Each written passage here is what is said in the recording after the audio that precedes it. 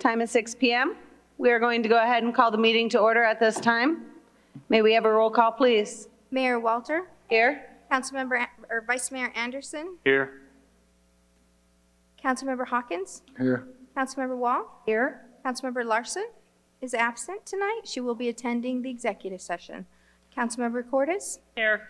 Councilmember Hughes is absent, but she will be attending the executive session. We have a quorum. Thank you very much. Let's begin with a moment of silence, followed by the Pledge of Allegiance.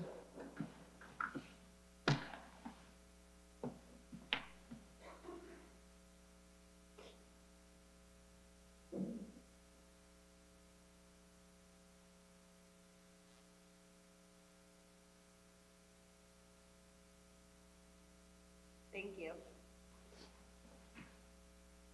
I pledge allegiance to the flag of the United States of America and to the republic for which it stands, one nation, under God, indivisible, with liberty and justice for all.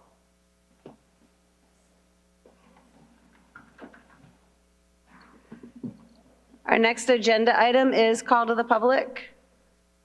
I do not have any notices at this time. Is there anybody who would like to speak at this time? Closing call to the public. With that, we need a motion. Make a motion to adjourn to Merrill Ranch Community Facilities District Number 1. Second. We have a motion and a second. All in favor? Aye. All opposed, same sign. Item A is discussion and possible action accepting the annual financial statement for fiscal year 2018-2019. Ms. Jimenez. Good evening, District Board. Just wanted tonight to present our annual financial statements, or audited financial statements for CFD number 1 and number 2. This year we did not have anything remarkable going on, so it was a very quiet audit. And it went along very smoothly. Fester and Chapman of Scottsdale, Arizona are our auditors, and Mr. Ben-Hur is the one that comes down to do the on-site audit, and he's going to come up and present you some highlights of this audit. The cost of the audit per each district is $8,500, but it is well worth it, so we present within the audit itself this year disclosure information, which is a very good item to have. And we separated the two audits out so they're very distinct, CFD number 1 and CFD number 2.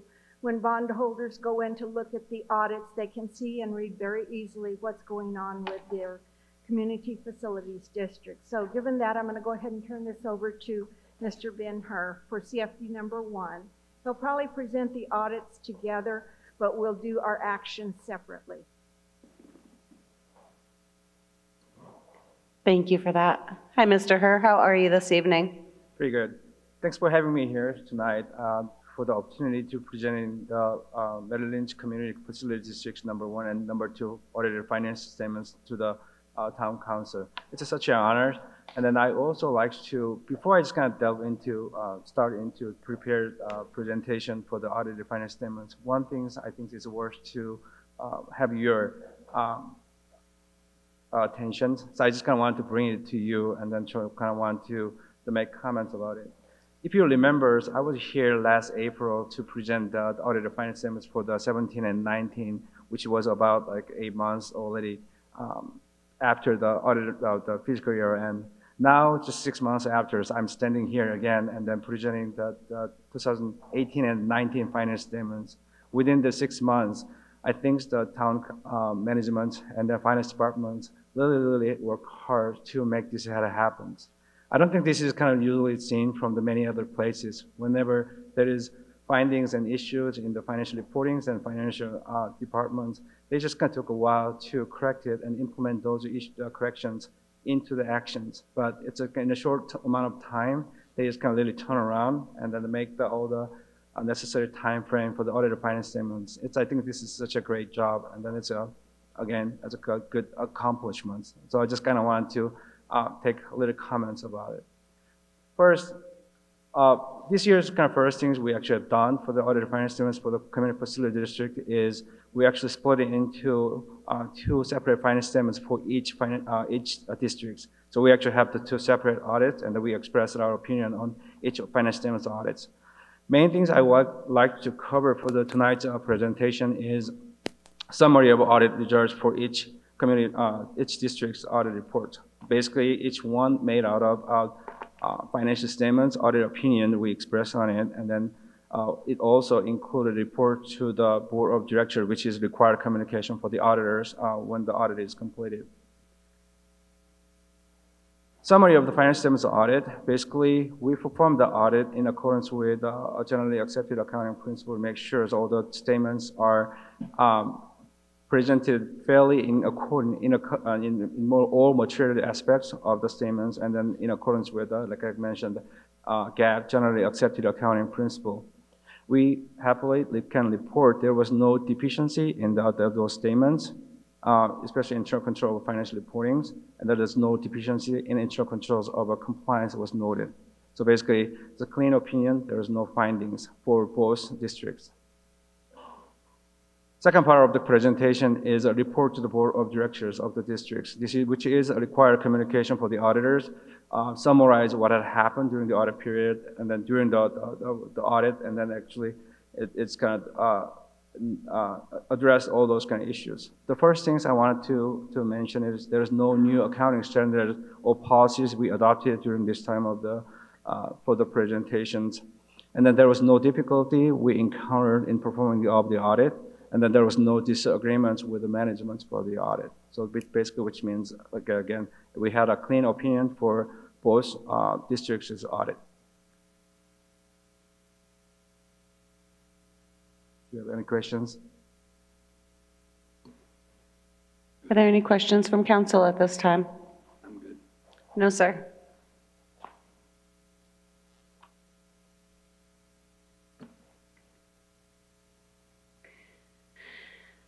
All right, council. There were no questions. Possible action in regards to accepting the annual financial statement for fiscal year 2018 and 2019. I make a motion we accept the annual financial statement for the fiscal year 2018 and 2019. I second that. We have a motion and a second. All members in favor? Aye. All opposed? Motion carries.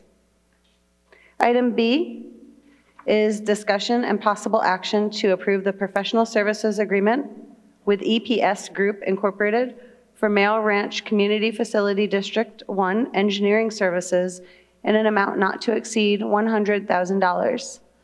Mr. Christopher Salas.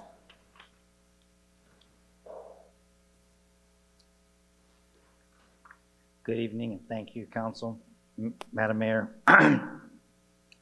as is required by our code and state law, we have to have a separate engineering firm review all the construction documents, the feasibility reports, and other engineering-related items. This is something that has gone on since the beginning of the CFD.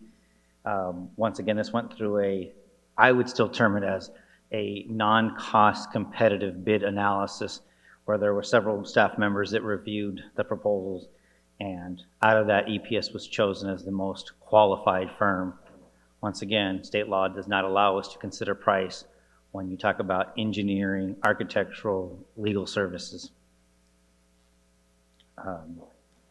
Last year, I believe, we spent just under $33,000 for our CFDs combined.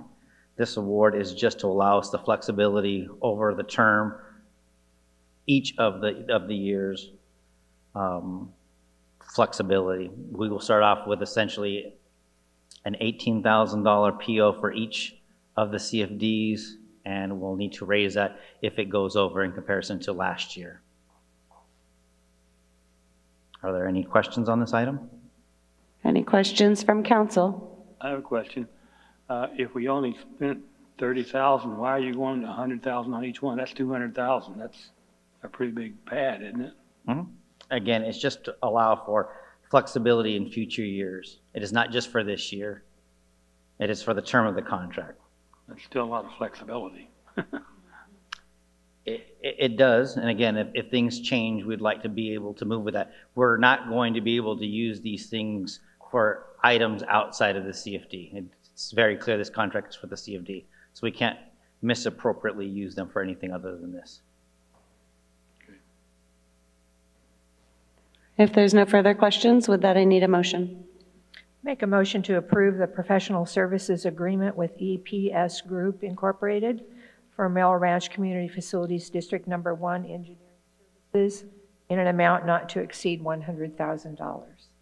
Second. We have a motion and a second. All in favor?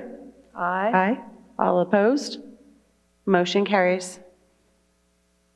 Item C is discussion and possible action to approve Merrill Ranch Community Facilities District Number 1, September 16th and October 7th, 2019 special meeting minutes.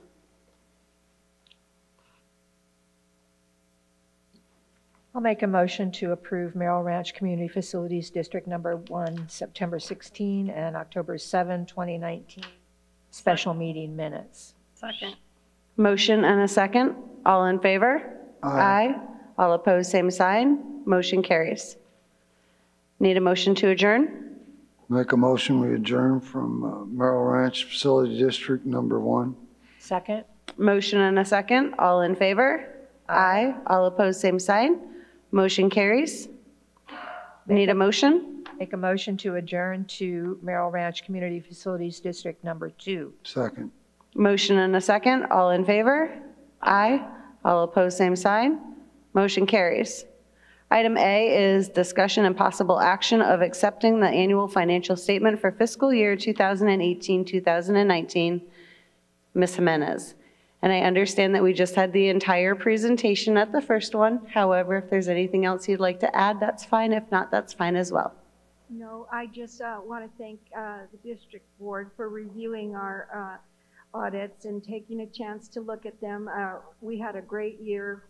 When I say they were not remarkable, that means that we did not have geo issues and assessment issues this year.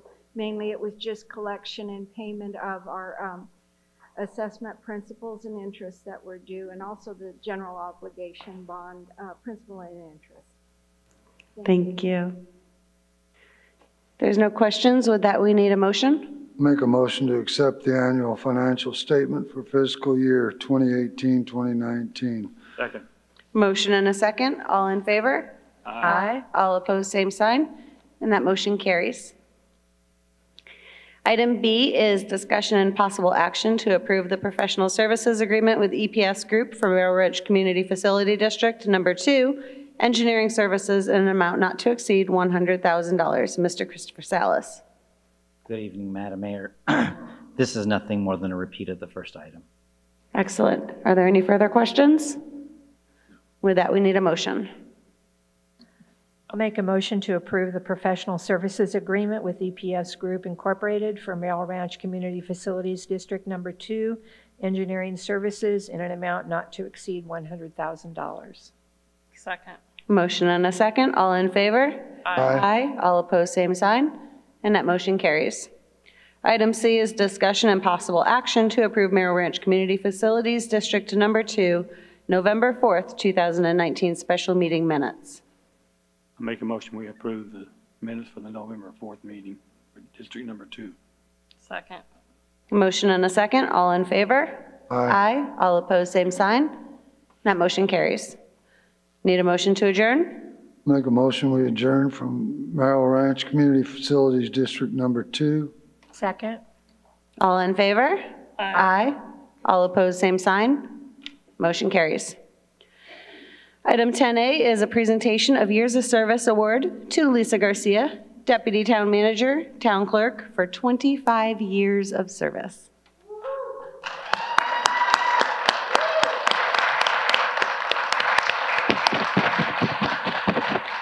Madam Mayor, members of council, it's with great pleasure and infinite happiness that I get to stand before you and recognize not only a prominent member of the town of Florence, but a leader in the Florence community for the last 25 years. I have Virgie do a search in her personnel file and provide me some high points that I believe she should be recognized on with respect to her service to the town of Florence and to the greater Florence community. She was hired as a deputy town clerk in December of 1994. She became the town clerk in October of 1996. She then became deputy town manager and town clerk in January of 2011. She's also a master municipal clerk as well as a licensed state elections official, and she currently very proudly serves as the Region 8 leader for the International Municipal Clerks Association. The clerk's position, I don't know if everybody understands it who's watching in the TV audience or might be in the audience this evening, but it's a vital position for any town, city, or county government. The municipal clerk's position and the municipal clerk's department maintains the records. So they maintain the past so that we can learn from mistakes in the past and move towards a prominent future. Lisa in particular, I believe, is the best municipal clerk in the state of Arizona, and I know that there would be a whole line of folks that would line up behind me in that belief. Not only is she passionate about her job and is one of the best people in the state of Arizona and recognized as being one of the best in the nation, but she is a wonderful teammate. She keeps us all in line and makes sure that we're doing the right thing when we're supposed to do it, documenting things in the proper way, and make sure that we don't lose sight of the important decisions that we make on an annual basis and that those decisions are fully documented. I would be remiss if I didn't recognize the fact that she serves two positions for the town, as I just said a second ago. She is also our number two, and so Lisa and I work together on a daily basis. I couldn't have a better teammate. I couldn't be more proud, and I just have to tell you, it does my heart so well that Lisa receives this recognition tonight for all that she's done, and to have her family, and including her father, in the audience this evening. It does my heart good. So with that, I'll turn the mic over to the mayor.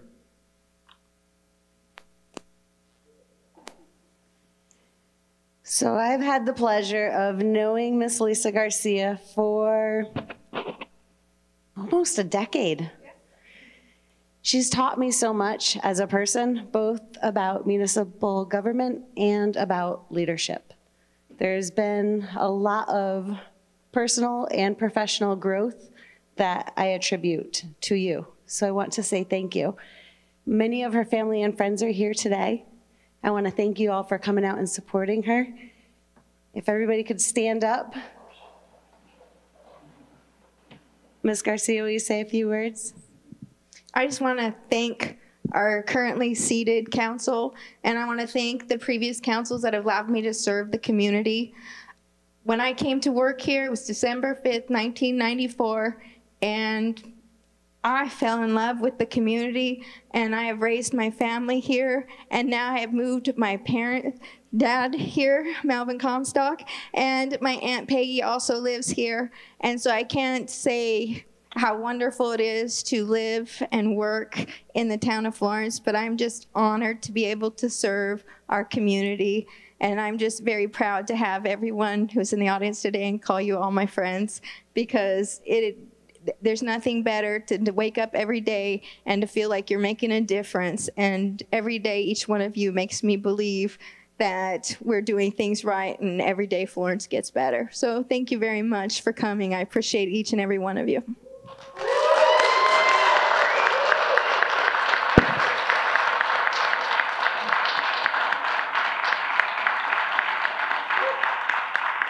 So I want this award to be a little bit more special than we've ever done any award. So I know most, if not all of you, are here for Ms. Garcia. So council, would you please come down as well? Mark, would you mind taking a picture from up there of everybody who came out to support Ms. Garcia with this award? Oh. I want to flip it. If everybody wants to come in, I can close. Wait, I have to tell you, there's another very special person with us tonight. Ramsey Garcia is on the phone, and that's my military son who's far away. I love you very much, Ramsey. Thank you for being here with Mama.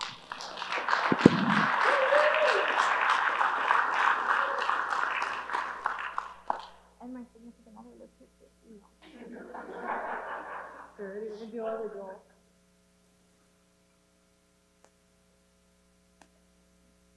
Come on over here, let's all bunch in together. Right here. Mark's up here, we're all gonna scratch in. And this is your award, Missy? Come on, quick. I don't think we've ever had any. Hey. I'm hiding Betsy now. I'll try and stand sideways.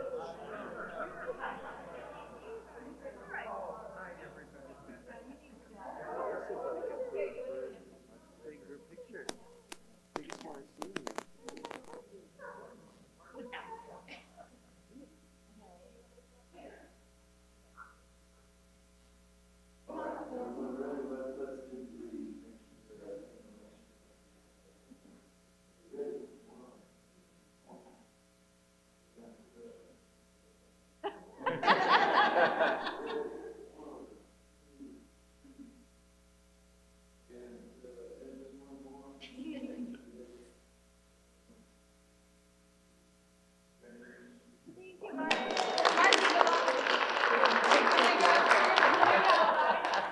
Start handing him your phone.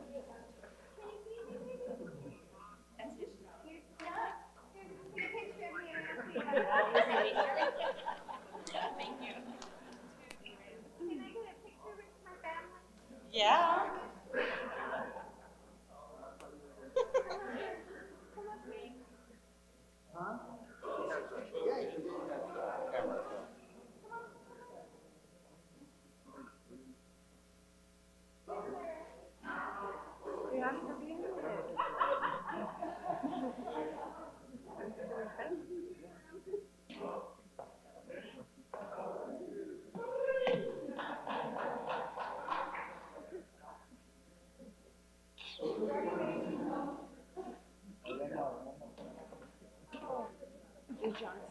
Yes.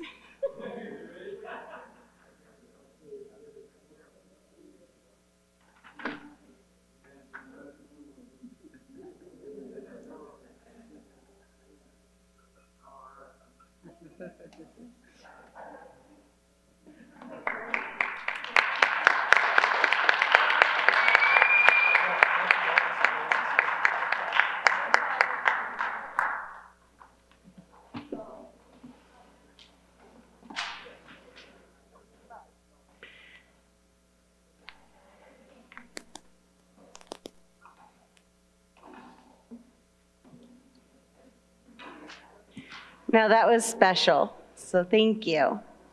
Our next presentation this evening is a presentation and a discussion, approval, disapproval of accepting the comprehensive annual financial statement and expenditure limitation report from Ms. Jimenez. Good evening, Mayor, Vice Mayor, and Council. We are so pleased to present our comprehensive annual financial statement. Again, Mr. Ben-Hur of Fester Chapman from Scottsdale has prepared this and worked alongside with the town. And I have to tell you, I have thoroughly enjoyed working with this auditing firm. And Mr. Ben-Hur is one of the easiest auditors I think I've ever had to correspond with and work with. Whenever you have an audited financial statement and you have a CAFR such as we prepare, it entails a lot of work, hours and hours of first preparation for the audit, and then the checking and rechecking, the groupings of all the auditing entries themselves, and the way that it's reported. It's very comprehensive. And they have done a fantastic job. Whenever these audits are viewed by the outside entities, it tells everybody a little bit about your community and how it functions and how stable you are economically. It also provides very good information for anytime you're getting a loan or you're going out for bonding. I do want to say we had one hiccup in this audit that I do want to assure council Mr. Binher is going to report on it, but it has already been resolved. We have put in basically a double, triple check on it, and hopefully this will not occur again in the future. We had findings last year, but every single one of them have already been addressed. So all of those are cleared up. But I will turn it over now to Mr. Binher.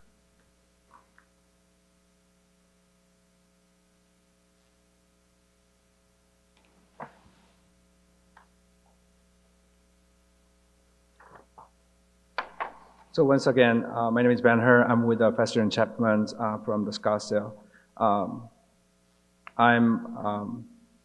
One thing I like to do the mentioning about it is even the auditors, we also get audited every 3 years, and then that audit experience is really intimidating. Even though we did a good job and then we are pretty confident about what we do, still it's go through the audit is not easy task. So I would like to thank you, management, and then our finance department for your support, assistance for the audit. And without their help, I don't think this audit can go smooth as much as possible like we have here. The presentation of finance statements, presentation of the audit is actually basically have two sections. One is a summary of audit result, and then the other section is financial overview of financial statements. This year's audit, in addition to the regular finance statements audit, and then the town requires to go through the single audit. Every time when non-federal entities receive more than $750,000 from the federal governments, they were required to do the single audit. We just make sure towns spend the money, the federal fundings, or the inappropriate manners, and then they just can comply with all those different requirements the federal government's imposed on it. So that was kind of the additional report we actually presented to this year's for the audit.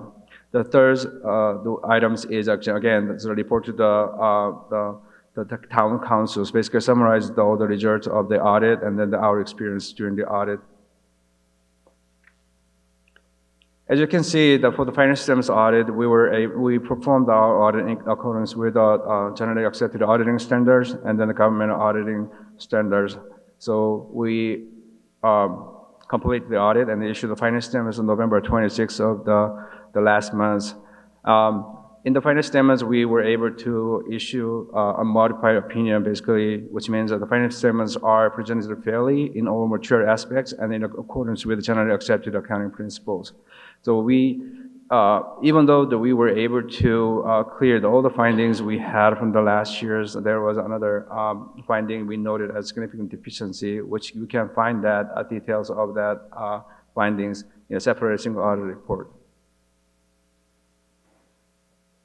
Single audit is kind of the new things for this year's because town was not required to do the single audit last year's, and this year's we went through the single audit process. Again, town, we issued an unmodified opinion on any compliance for the major program we tested. Major program tested as a single audit is, we usually classify it as the CFDA numbers. So CFDA numbers 14-228, Community Development Block Grants, and the CFDA numbers 20205, Highway Planning and Construction Grants were subject to the single audit, and we tested for non-compliance and any other issues. So I'm also, again, happy to report that there was no deficiency noted for both programs. We tested it, and then there were no findings noted from the single audit at all. The summary of the audit, I am reporting to the mayor and the councils. This basically, this is kind of the summary of what had happened during the audit process. There was no new accounting standards or policies was adopted during this year's, and there was a number of the estimates, sensitive estimates we consider, and then we look at and estimates and the disclosure we look at during the audit to make sure those are eligible and then properly supported. That was also disclosed in our communication to the councils. No difficulty encounters in performing our audit. No disagreements with the management was noted, which is also included in our report to you.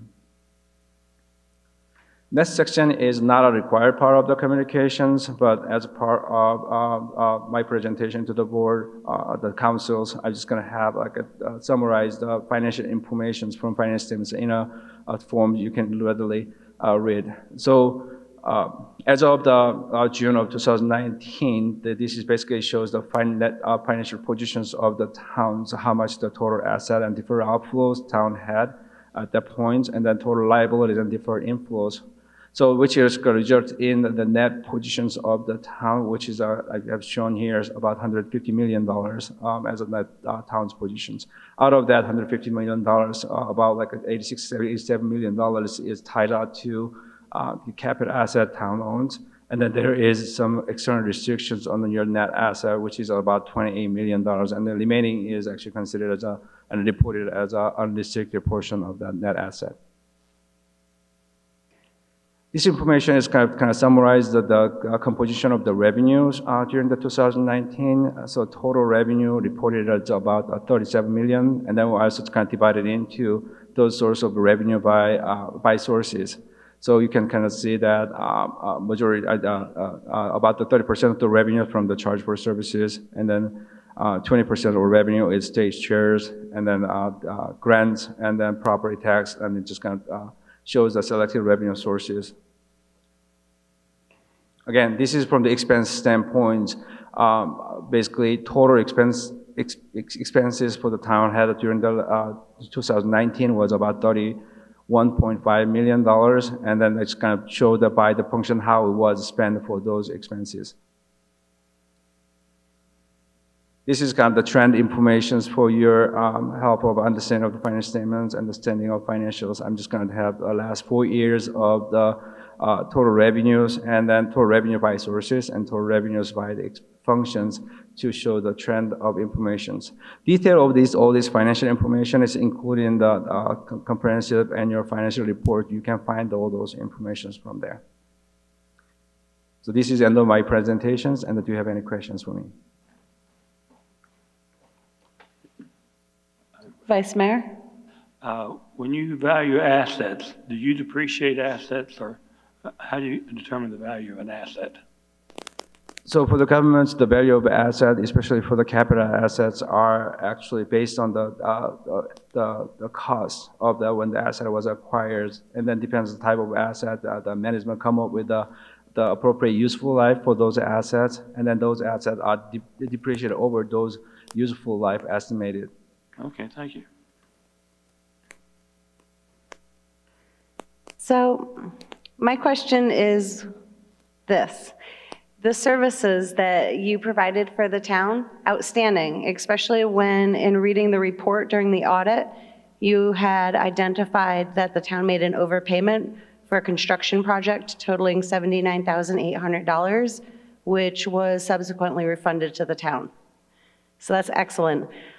I also appreciate how you worked with our town staff to evaluate what had occurred and created a process in which long-term projects will be reported and things of that nature to make sure that doesn't happen again in the future. So I want to say thank you, and also at the same time show value to everybody in these types of audits. Yeah, thank you so much. But again, like I mentioned earlier, all this works cannot be done without management support and assistance. They make all this job really easy for us. So I really thinking all the credit needs to go to the management. Thank you. And I agree as well, because without their amazing record keeping, we wouldn't have found that either. So it definitely was a team effort there. Right. All right. Thank you very much for that presentation. And I need a motion as well. Madam Mayor, if I could. Absolutely, I'm so sorry. I really like the pie charts that you showed in your presentation. Is it possible for us to get a copy of that? Absolutely. So yeah, definitely I was going to share those information with you. And if you want to look at those information from the different aspect, or want to add more the variables and different things, we are more than happy to provide those things to the town. It makes it a lot easier to digest all the facts and figures that are in the report. So I'd appreciate getting a copy. You're welcome. Thank you. Thank you. Thank you, Mr. Herr. Are there any other questions? All right, with that, we need a motion. I make a motion, we accept the comprehensive annual financial statement for fiscal year 2018, 2019. Second? We have a motion and a second. All in favor? Aye. Aye. All opposed, same sign. And that motion carries. Item number 11 is our consent agenda. All items on the consent agenda will be handled by a single vote as part of the consent agenda unless a council member or a member of the public objects at the time the agenda item is called. A is adoption of the Parks and Recreation Comprehensive Plan. B is approval of expenditure over $24,999 and authorization for future expenditure not to exceed $75,000 with Brown Associates to provide building safety services that include and are not limited to inspections, plan review, and code interpretations. Item C is approval of final plat for D.R. Horton, Anthem at Merrill Ranch, Unit 33. Resolution number 1723-19, which is the adoption of a resolution of the Town of Florence, Pinal County, Arizona, approving the final plat for Anthem at Merrill Ranch, Unit 33, and authorizing execution by the town manager of supporting documents. Item D is approval of the final plats for Franklin, Anthem at Merrill Ranch, Units 47, 49, and 51. Resolution number 1724-19, which is adoption of a resolution of the Town of Florence, Pinal County, Arizona, approving the final plat for Anthem at Merrill Ranch, Unit 47, and authorizing execution by the town manager of supporting documents. Resolution number 1725-19, which is adoption of a resolution of the Town of Florence, Pinal County, Arizona, approving the final plat for Anthem at Merrill Ranch, Unit 49, and authorizing execution by the town manager of supporting documents. Item 3 is resolution number 1726-19, which is adoption of the resolution of the Town of Florence, Pinal County, Arizona, approving the final plat for Anthem at Merrill Ranch, Unit 51, and authorizing execution by the town manager of supporting documents. Item E is approval of final plats for Pulte at Anthem Merrill Ranch, Units 57 and 66. Resolution number 1727-19, which is adoption of a resolution of the Town of Florence, Pinal County, Arizona, approving the final plat for Anthem at Merrill Ranch, Unit 57, and authorizing execution by the town manager of supporting documents. Resolution number 1728-19, adoption of a resolution of the Town of Florence, Pinal County, Arizona, approving the final plat for Anthem at Merrill Ranch, Unit 66, and authorizing execution by the town manager of supporting documents. Item F, resolution number 1729-19. This is adoption of a resolution of the Town of Florence, Pinal County, Arizona, designating Rebecca Jimenez, Interim Finance Director of the Town of Florence, Arizona, as Interim Chief Financial Officer, designated to officially submit the expenditure limitation report for the Town of Florence, Arizona. Item G is discussion on the notice of task order change order issued for on-call engineering pursuant to council approval contract for Westland Resources. Item H is approval of the October 28th, November 4th, and November 18th, and December 3rd, 2019 Town Council meeting minutes. Item I is receive and file the following board and commission minutes. October 10th, 2019, Arts and Culture Commission meeting minutes. September 5th and September 16th, 2019, Parks and Recreation Advisory Board meeting minutes. November 7th, 2019, Planning and Zoning Commission meeting minutes. And last but not least, item J, approval of accepting the Register of Demands ending October 31st, 2019, in the amount of $2,420,356.30. Ladies and gentlemen, that is your lengthy consent agenda. Is there any member of the public or council that would like any item removed at this time? I'd like item B removed, please. I'd like to have item A removed.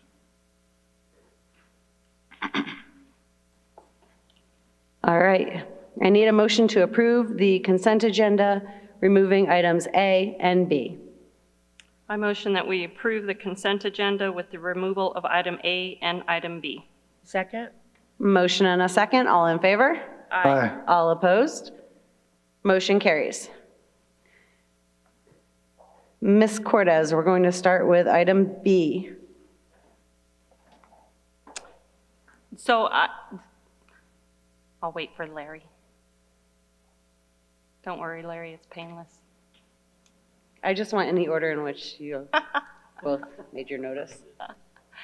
So really, I don't have any issue with what we're doing or with the consultant. What I was hoping was that we could have a conversation with the consultant, because I think it's interesting to have a second set of eyes that is not part of our town staff, that is looking at things differently than maybe we would look at things. And I would like to know how they feel we stand in the condition of the buildings that they've looked at, the processes that we have. Do they feel like we are interpreting code? I don't want to say correctly, because I know that it's up to interpretation, but that we are like in line with the way they've seen other municipalities interpret code. So really, that's all I was hoping, was to be able to get some feedback maybe from them. And actually, I would like to say that I would hope that all consultants would make themselves available to attend a council meeting, so that if we wanted to have a conversation with them, we would be able to even, and most likely we'd have to give them advance notice, but that's really what I was wanting to know. Mayor, Councilmember Cortez, we've actually had that conversation with them early on. When Brown has been under contract, has a general agreement with the town for some time, and have been used as a consultant, I guess, in the past. But more recently, we actually had a period of overlap prior to the building official having his operation 2 weeks ago tomorrow. We caught him out walking the streets 4 days after I'm sure you did. Open heart surgery. Anyway, but they actually had a very good series of discussions over several days, actually several weeks prior to Jimmy being out on medical leave. And we're very much in alignment. There's been really no discrepancy. They actually caught a few things that our inspector, who did leave, was missing, and just called our attention to it. And there's been no issue with the contractors related to it. It's just one of those things that they caught that we weren't catching. We were very much in agreement with their observations and have supported it with any conversations with the contractors. And actually it's going very smoothly. There's been no negative feedback from anyone that we've had to deal with over the last last month and change, month and a half. But we'd be happy to bring him in front of you if you like at some point. No, as long as somebody's having the conversation. Absolutely. And that can then come and articulate the answers to us on how it's going with that consultant and how we're working. You know, me and consultants, I think that sometimes we bring in consultants instead of using our qualified staff. So I just want feedback from these consultants on how things are going. How does our town look compared to other towns? Does it seem like we're on track, or does it seem like we're doing better or maybe doing worse? So since this seems to be one of our touchy areas, I wanted to make sure that everything was going smoothly and we weren't having any issues. Well, my conversations with them personally and observations of them, and I've been familiar with Brown & Associates and have used their services now off and on for the last 15 years in other communities. They are one of the most knowledgeable in the state. They're, of course, competition to them, and who we're also getting, we'll probably have a professional services agreement with just for backup and you know, having alternatives if we need it. But they are well respected. They have told us that they are very comfortable with the way that we have been operating, the way we've been interpreting the codes. There has been just general agreement across the board. It's a very comfortable working relationship with them. Thank you. Okay, with that, we need a motion. I motion that we approve consent agenda item B. Second. Motion and a second. All in favor? Aye. All opposed, same sign.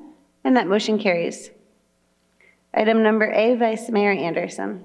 I have a couple of issues with the Parks and Recreation Comprehensive Plan. First, this is a $29 million project, and I don't think it deserves to be on the consent agenda. I would hope that we would probably have a work session on this whole plan, and so we can all get a better understanding of what this means. You know, the last time we talked about this, I think I asked to see, next time you come back, to see some kind of funding program of how you see us funding this. And I did see where you had several options in there, but there's still the side is, we need to have more detail before we approve this going into our general plan. Mayor, Vice Mayor Anderson, last month I presented at a work session, actually at the council meeting. We talked for about 45 minutes over all the action plans that were presented in there. And yes, there are some substantial financial, potential financial outlays. And one of those things that we said at the time was that we would start looking at those with each individual budget year as part of the CIP too, so looking 5 and 10 years out. And there were some items, particularly some of the parks that we talked about, potentially bonding, that the community was receptive to that. I think it was like the 3rd item down on the list for some of the major projects. But the other items could be addressed in each fiscal year budget as presented to the council each budget cycle. So again, there are some big things in there, and we will be including that in the CIP budget. Bigger things, if we do have to go to bond, obviously that would go to the voters, and so that would have a say on some of the more substantial projects, whether that's major parks, either in the downtown core or in the north area. So I think we have some opportunities to address how those things are going to be funded. There are, again, various funding options in this throughout that we're just going to have to tackle each fiscal year. So, and again, the reason I asked and Lisa Garcia and Brenda agreed to put this on the consent agenda was not just to kind of swoop it over, but I thought we addressed a lot of the comments last month, so we thought there wouldn't be any other. Well, several of the items, even the, you know, the dog park and the, when you presented that last month versus what's in this package, the prices have gone up considerably.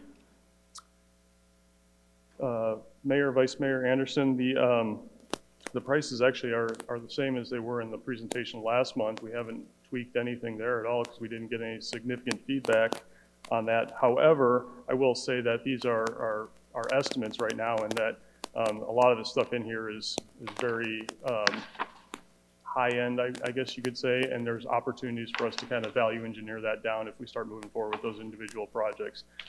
There are some again, the consultant put in some really nice stuff in the parks, but I think there's a way for us to get the same product at significantly less expense. Well, you know, the one thing I didn't remember us discussing was the $23 million for Heritage Park. To me, that's what sort of blew my mind when I saw that here. I know that was in the back of the other package, but we sort of glossed over that at our other meeting. Again, that's another item, Vice Mayor Anderson, $23 million. I know we've had some discussions with the consultant. I've had some discussions with some of the contractors that I've worked with too. The construction climate right now is everything's very expensive right now. I know over in Queen Creek, I think they just completed a park for $18 million, which is a little bit bigger than ours. So it gives you an idea kind of what the cost estimates are for acreage. They're seeing anywhere between $400,000 and $600,000 an acre for some of these projects. And again, that's just the current construction climate. That could go down, and that could go down significantly if we swap out certain items in the park or do things a little bit less. So again, these are just estimates right now. I don't anticipate that we're going to be necessarily doing $23 million in improvements over there. But again, that would be something that we would that would require bonding. So that would require voter approval anyway. Well, I would like to see us get more details before we approve this to go into the general plan. It's just my opinion. I have a question. We're not approving any money obligation here, correct? Correct. This is just for the plan, so we know basically where we're heading for our general plan. That is correct. Yeah, so it's not written in stone that we have to do any of these certain ones. It's just giving us an idea of what we've heard from surveying people and finding out what most people want and don't want. That's correct. Okay. What I appreciated about this plan was going back from the beginning and soliciting feedback from all of our community members, going out to all of the various locations in our community, hearing from everybody who lives here as well as who works here. Obviously, there's things in the plan that I 110% stand behind, and there's a few other things where I say, okay, if we could change it a little bit, or if we could add this here or take something away there. But overall, I know that a lot of hard work, a lot of cooperation and input has come in from all different areas. And when it boils down to it, that's what it's all about. Moving forward, it does have to go through, you know, the budgeting process and the CIP. So we do all understand that, but I just wanted to reiterate that for our community. Mr. Billingsley, would you like to add anything at this time as well? Very well said by everyone. Yes, indeed, this is just a planning level document, and you've heard me talk before about the levels of studies that we have. This would be a 10,000 foot level study and will become part of our general plan, but it's not specific to any funding methodology, and it's not committing town funds that will occur in the budget process and through capital improvement programming. I think it's even more important to point out that under our expenditure limitation, we simply don't have the ability to fund a lot of the improvements that are included in this plan until we go back to the voters and get more capacity.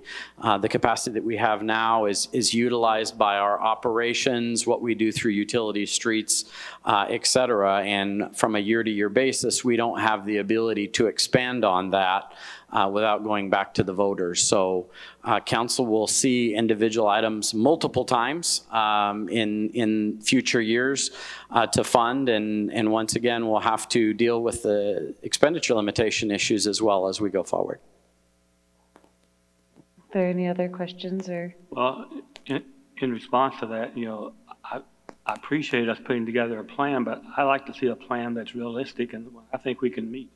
I just don't think we can meet a $29 million plan over the next 10 years at least. So that's just the reason I think we ought to take a more realistic approach and come up with a plan for next year, the next 3 years, the next 5 years. This is just too much for me, honestly. And I think if we go to the community and tell them we want to spend $29 million on plans, particularly when all this $29 million is in the downtown area. You don't have anything north of the Gila here except the Poston Butte Park, and it's not even any money allotted to that. So I just, you know, I'm sort of question why we're even doing this, honestly, because you haven't, it's not comprehensive. That's what I said before, because it doesn't cover the whole town. You know, your data shows that 40% of our town is millennials, and most of those millennials live in Anthem. And we're not doing anything for those people out there. But we're spending $29 million for the downtown, and those people aren't going to get a lot of use of that. You know, they'll get to go down for the parades, for, you know, special events, but it's not like they'll be using that ballpark, the horseshoe pits and stuff like that. They're not going to be using that. You know, Council Lady Kristen Larson asked about a skate park. That was just glossed over. You know, nobody even offered to put in a skate park out in Anthem for us. So I'm sort of frustrated over this. Councilmember Cordes? So when you presented last month, I think it's a beautiful plan. I love the vision. I love seeing things happen and see the positivity and the direction that we want to grow our town.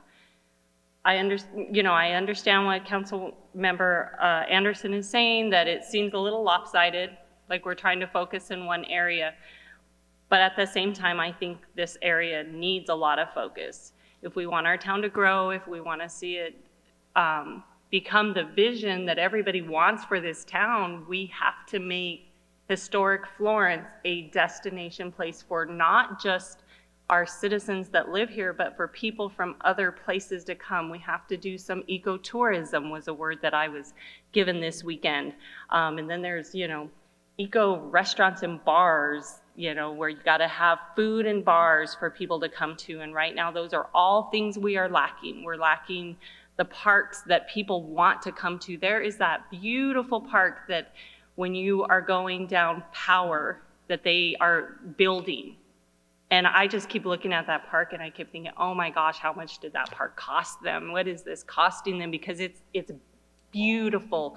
And I would love to see our version of something like that. So I love it, and I think it's a great plan. I understand what Councilmember Anderson is saying, is that if we live in this la-la land of numbers, it's going to be very hard to sell it to the voters when it comes time to ask them for money. Our school district is struggling to get voters to back them on money. So I get what he's saying, that try to be a little more realistic, but I think moving forward, we have to adopt something in order to then discuss the nuts and bolts of it and get it down. So I just wanted to say I appreciate the hard work that went into this, and I'm glad to see that we have some kind of vision. So I made a few notes as well, and I like to listen before responding. And, when we say we're not utilizing, or when we're looking at our community, I'm going to back it up even more. When I originally ran for council, one of the things that really frustrated me was everybody said, well, I'm from this part of the community, I'm from that part of the community, I'm from this part of the community. When you look at our mailing address, we're all the town of Florence. We all have the zip code 85132. When you're looking at driving from point A to point B, it's relatively 15 minutes from any section in town. And every section in town has something different to offer. And you'll also find everybody in all of the different sections of town are very accommodating, and they all have amazing things happening for them. With the ballparks, I mean, you guys know I'm a mom. I've had kids that have played t-ball at the park since they were 4 years old. I've coached many kiddos in our community in the area of baseball. This year, I'm going to be helping with softball. I know nothing about that. When I'm looking at skate parks, I understand what Councilmember Larson wanted, in another area in our town, but I did see in the plan, the development of the skate park and growing it. I know that members in our community drive to other communities to use some different features and attend different parks, like Munsell Park in Queen Creek was all the rave this past summer when they opened. Can you imagine when we're all the rave and everybody wants to come to our parks because of how great they are? We already see that with our aquatic center when people are coming in. I think that, if we did a little bit better of a job marketing even over to Coolidge, rather than their taxpayers having to pay for a pool, we could have brought them over into our community pool and really just solidified as a region. But again, and as Councilmember Cordes said, vision for the town, absolutely. And this is the second step. The first step was bringing everybody together to communicate their vision of the town and what they wanted to see. This is just us taking that ball and continuing to roll it in the direction of making something happen. I sit on a lot of boards and commissions, and when I'm looking at roads and how things are going to be in the year 2046, looking 10 years down the road for our parks is small in comparison to having to take that land and picture what it's going to be like with a major road going through it. So I just want to say thank you. and thank all of council for participating as well, because everybody was at the meetings, everybody heard what everybody contributed, and I appreciate everybody's insight and feedback. Does anybody else have anything to add? I would like to say I do appreciate the effort that the Parks and Rec Department has made on this. This is not something personal against them. It's just I have my preference. And I understand your viewpoint as well. With that, we need a motion. Make a motion to adopt the Parks and Recreation Comprehensive Plan. Second? A motion and a second. All in favor? Aye. Aye. All opposed? Nay. And motion carries.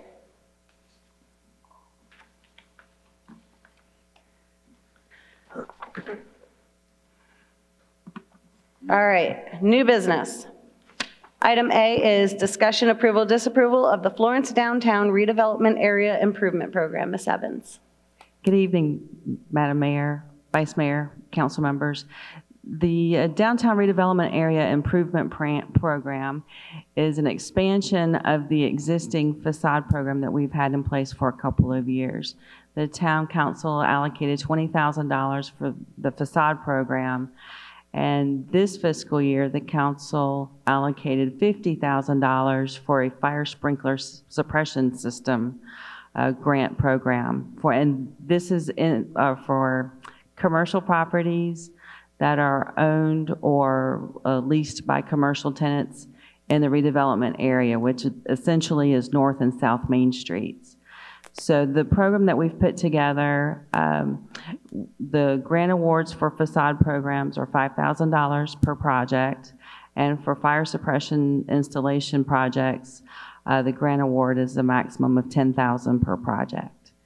So again, we intend to try to help our downtown business owners and property owners to bring their buildings up to code where possible, and to just kind of freshen the facades of the buildings.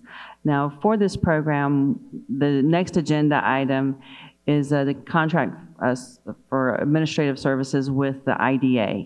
And they have volunteered to manage this program for us. And we do have a small fee for them for their efforts of $3,500 to run this program. And what they'll do is they will collect and review applications and then manage that award process for the town. So with that, if you have any questions, I'm happy to answer them. Yeah, I have I guess the same question that we've had all along. How do we encourage people to come after some of these grants? We've had this facade grant and nobody's applying for it. I know it's been a slow process for us, and we have given out numerous applications and brochures over the last 2 years. We will redouble our efforts and do it again. And what we tried to do last time was make contact with each and every property owner or business owner. And so we will do that again. So I'm hoping that, the timing might be a little bit better this time around, and that we'll have more success with that. And honestly, you hit the nail on the head right there when you said contact with the business owners, because I know in going and talking to business owners that you see doing projects and improvements, there's one in particular where I said, hey, why don't you apply for this? No, I don't want to. It's really easy. You just have to fill this paper out and we reimburse you the money. Right. It's just an application process, super easy, and we want to encourage everybody to apply. Maybe we ought to have one of these work days, or what they call it, application days, some Saturday or something. We could do a special event, and I'm sure. Yeah. I see our chamber manager back there smiling. Maybe we can get the chamber involved and get these people in here.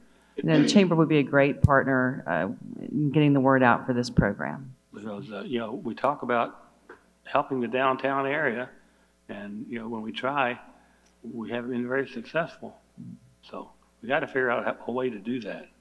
Maybe even advertise the business that have successfully utilized the program, highlight them on the webpage if they're willing to do that. Hey, we have this program and here's what it did for our building. Thank you, Ms. Evans. One other thing we might consider doing too is for those buildings that are currently vacant and up for sale, maybe if we could communicate with those real estate individuals and let them know that this program or these programs are available, it could be an added incentive when people are looking at vacant buildings that might need those kinds of upgrades, especially for the sprinkler systems in order to be occupied.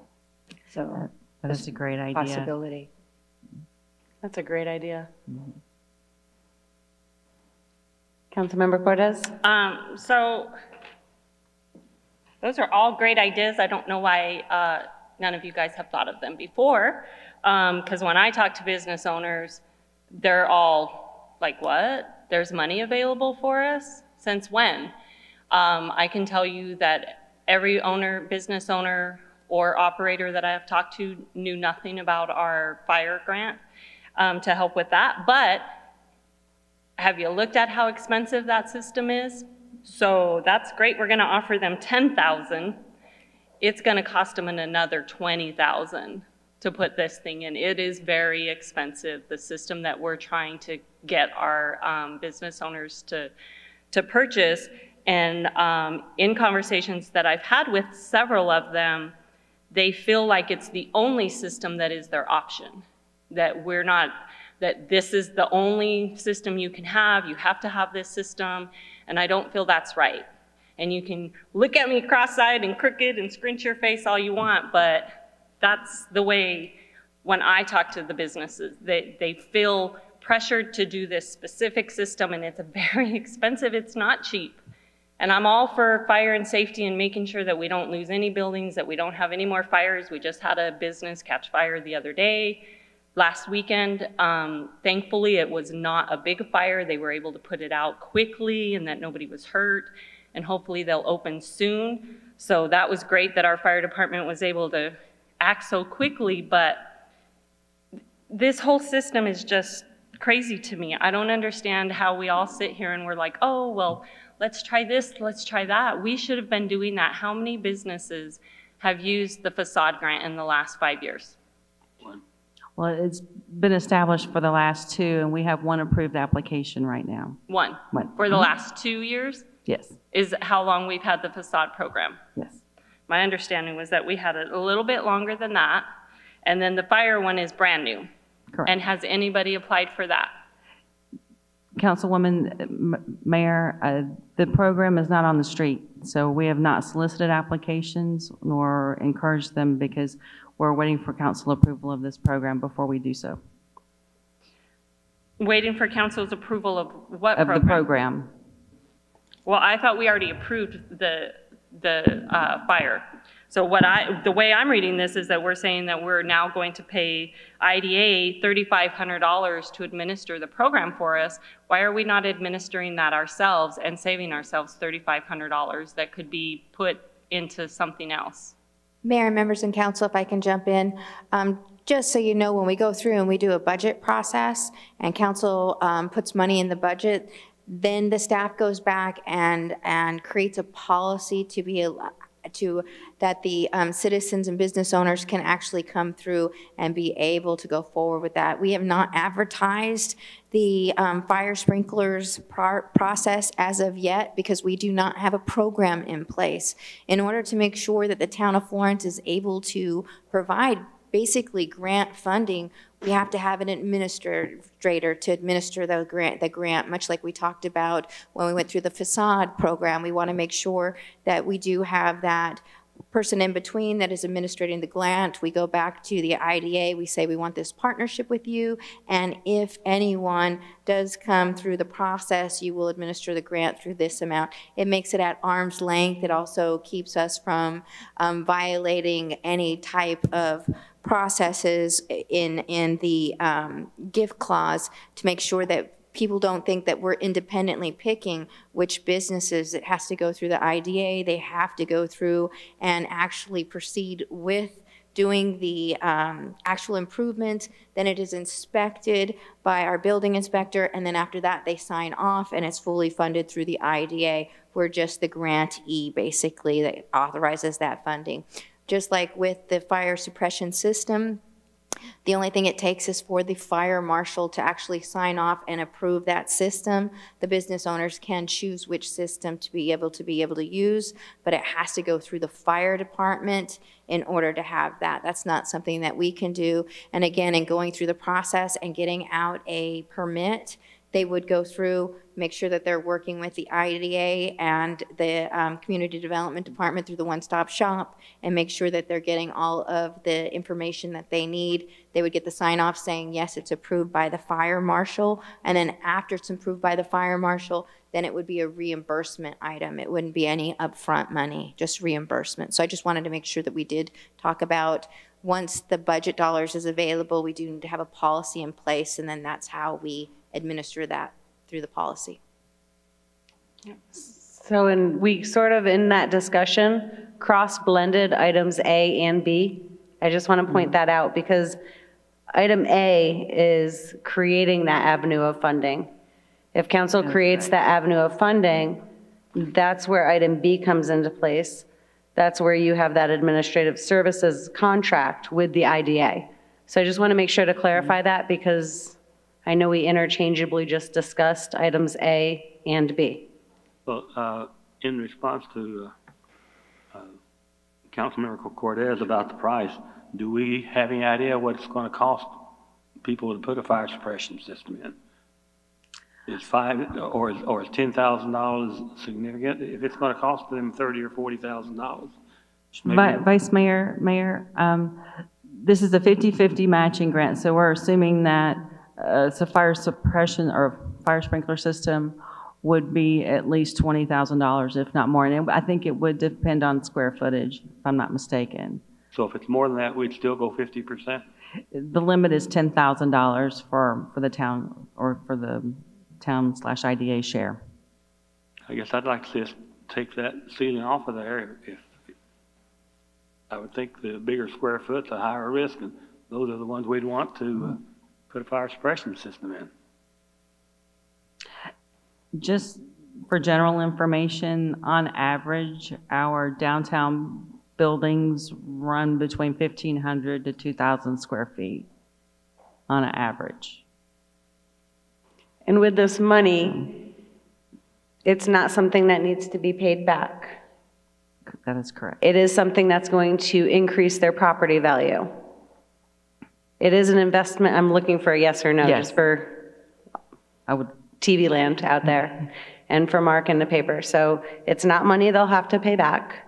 It's money that will increase the value of the property. It's money that will increase the safety of the downtown community. It's an investment we're making downtown. That is correct. Mr. Billingsley, did you have anything you wanted to add? I just want to be really clear for legal reasons. We have to go through an independent third party as part of a grant program for the reasons that Lisa stated before. The Arizona State Constitution does not allow a governmental entity, for fraud reasons, to provide men, material, or money that can increase the value of property. So when you said, will it increase the value of the property, I just want to be perfectly clear for anybody who's listening that the town is not in the business of increasing value. We're trying to save buildings and assist folks in coming into compliance and to save our historic infrastructure in the downtown. But it would be through a grant process that we provide the funds to the IDA and the IDA administers, not the town. I just want to be perfectly clear on that from a legal perspective. Perfect. Also, are there any other communities, just for public knowledge, that utilize these types of programs? Yes, ma'am.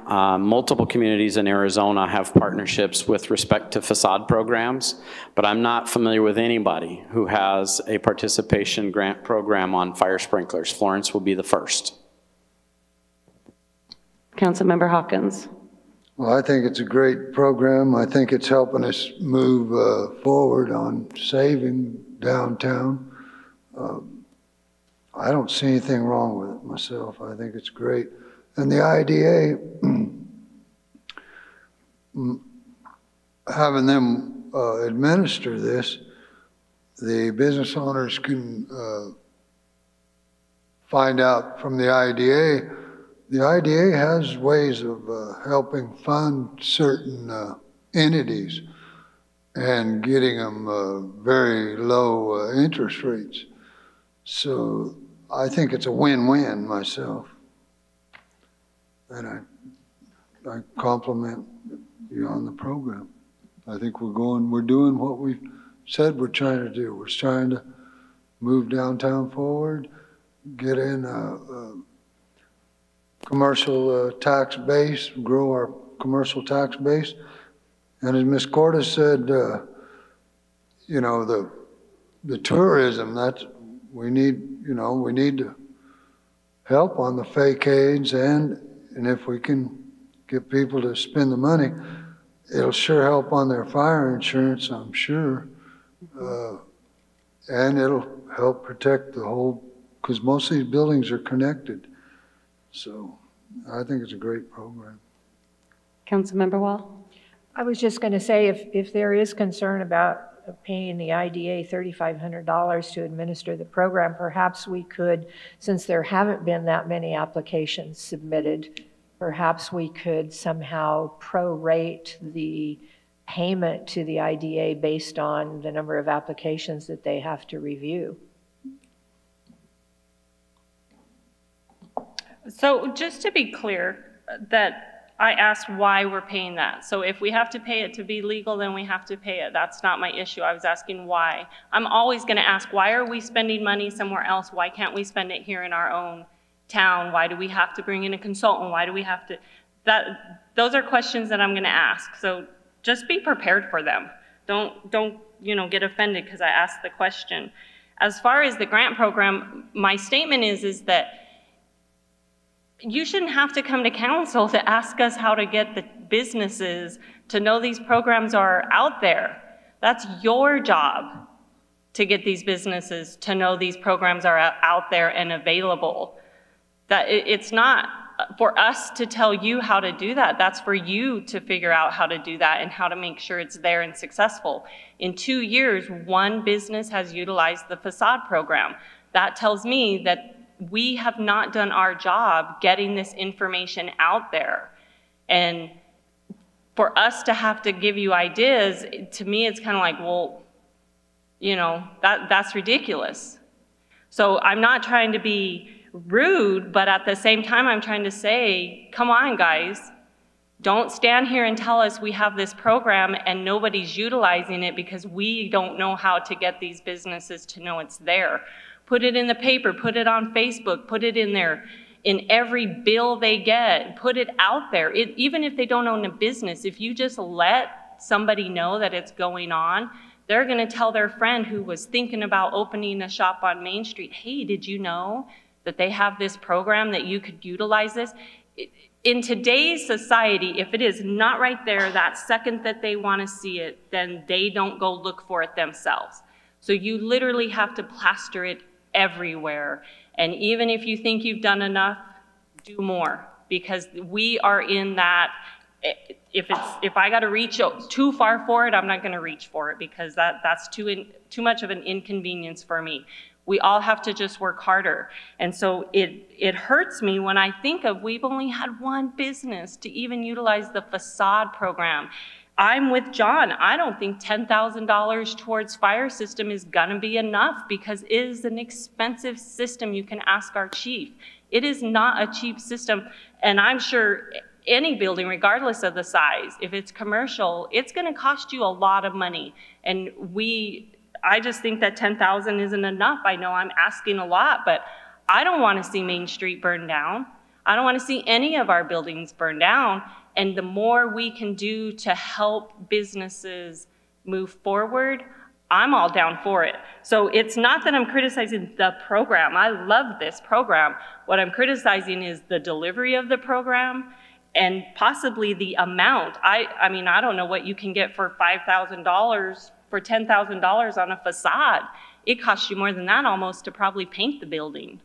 And the facade can only be utilized for the main street, for the main section of the building. So, I mean, I look at it as maybe we're not doing enough.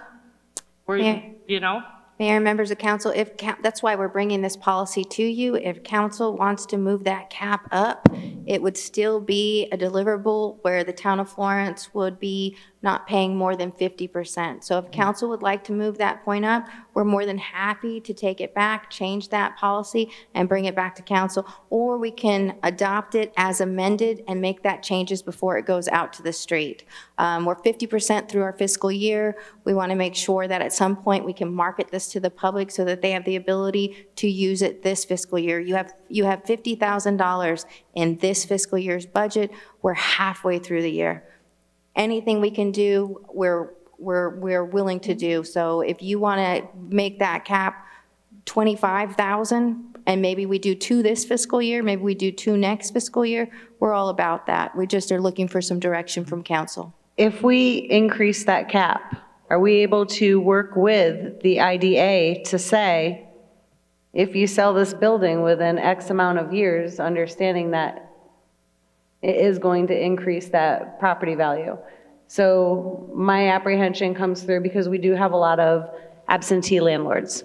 Let's be very honest. We have buildings that have sat there. We have roofs that have fallen inside of the buildings. They're not pretty, they're not kept up. So in some of those cases, should they come in, put the fire alarm system in, turn around and sell it? Yes, on one hand, we've made it safer, but on the other hand, we still don't have anything there if that's all that they've done. Like, are there any criteria points that say, you know, that has to be a viable business other than the fire alarm? If you sell it within 3 years, do you have to pay a portion back to the IDA? Is that something we can work with them on?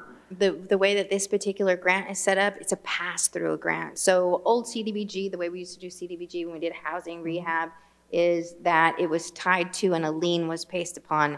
When Town of Florence went in and we tried to do a CDBG project for commercial rehab, because of that lien component, no one was willing to have the Town of Florence place a lien on their property for a grant. So you come into an issue of trust. Right, I wouldn't do that. We're doing a really good job at having a arm's length away to say that they're going to work through the IDA. And what the Town of Florence is doing is we're funding a portion of a project that has the potential of saving our historic downtown. And on the other hand, that's 100% what I agree with. We're making an investment in that downtown area. We're making sure that fires are not going to spread. And I do understand, I also want to make one more clarification point. Again, the item differences between A and B, and I don't think that it was originally brought to us as a question of, you know, how do we market it or what do we do? I feel that just came about through conversation when we tied this redevelopment area improvement program to another program that we already have in place, which is the facade program, and you know how we have already communicated that via through the town, via through members that sit up here. Well, I'd like to say something in defense of the IDA. They did advertise this. Jennifer's aware that letters went out to all the business owners. Every single business owner got a letter about the facade program. And and I wouldn't have any problem at all with changing that $10,000 to 50%, just say for the fire suppression.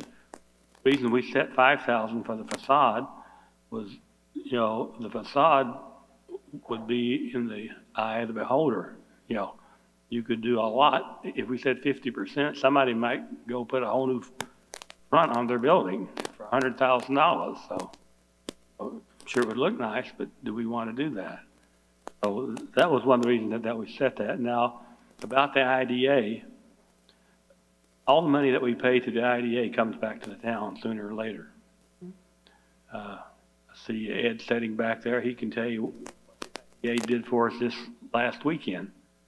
They let almost anybody in town use the Suter House free. So they do a lot of stuff for us. And so, you know, they're not making money on it. They're a nonprofit corporation. They're sponsored by the state, and they get funding from the state. But they get a little bit from us. And this is rather insignificant amount for what all they spend. They own property in town that they're constantly redeveloping and trying to sell. They've, I think they sold one house last year. That is correct, Vice Mayor. Yeah, so, you know, they're a good organization, so I don't think paying them this amount of money is that big a deal. Okay, so we're blurring the two again, but I agree with you 100% in what you just said. I also agree with Councilmember Cortez about matching the 50-50. Ultimately, we want to encourage people to use this program. Mark, if you could put something in a paper that encourages people to come on out, utilize this program, let's get it running to the point where we have so many people that want to take advantage of it that maybe we have to revisit and kind of scale back a little bit. Or we just have to budget more to make it accommodate everybody. We'll figure that out. Well, Madam Mayor, I personally feel we should at least put a cap on the amount for the fire suppression system. If we say 50-50, who knows how high that amount could go. And I would rather, in fact, I would be in agreement with maybe raising it to 15,000 as a 50-50 match. But I wouldn't be willing to say 50% of what a business owner spends on a fire suppression system. 15 would be more in line with the last bid that I heard, which was around $30,000. Yeah. 15 would be more of a 50-50 split with them. And for the facade, if we could raise it to 7, that would give them 14,000 total because they have to provide 7 themselves. So for the facade, would we have to put that on a future agenda, Ms. Garcia, or we're going to be able to tie right into here right now? Can I? Okay. Yes, absolutely. I'm just trying to keep everybody in like check marks. Madam Mayor, so by approving, if you approve A, it replaces the old facade program and it becomes something different that joins the two. So you can make that change tonight if you see fit. Thank you. And I was going to just ask Chief Strayer, is approximately 30,000 the max? Mayor, Council, that's hard to say without knowing the size of the building, but I will say this, 1/3 of the price is the underground. So if the town, there might be an opportunity, because I've talked to Chris Salas about this, if the town could help with the underground up to the property line, that could also help them up to 1/3 of the cost of that system. That's really good to know. I didn't know that. Thank you. Councilmember Hawkins. Well, the thing I want to say is, you know, it's always easier, like it'd be real easy right now because it sounds great and, you know, but once you set that amount, it's hard to lower it later if you find out, hey, you know, it's not,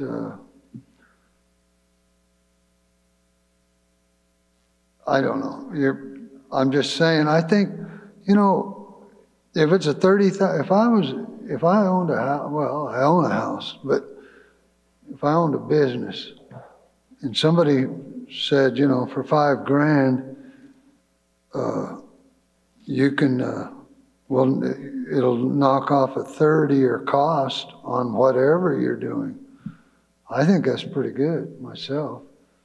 I mean, but we can raise it some, but if 30,000 is the average, is that, I thought I heard 20,000 earlier on most of the 1,500 square feet or whatever. What size building were you kind of referring to there, Chief? Mayor, Councilmember Hawkins, 30,000 is not an unrealistic price for even a small building for a sprinkler system. They are expensive.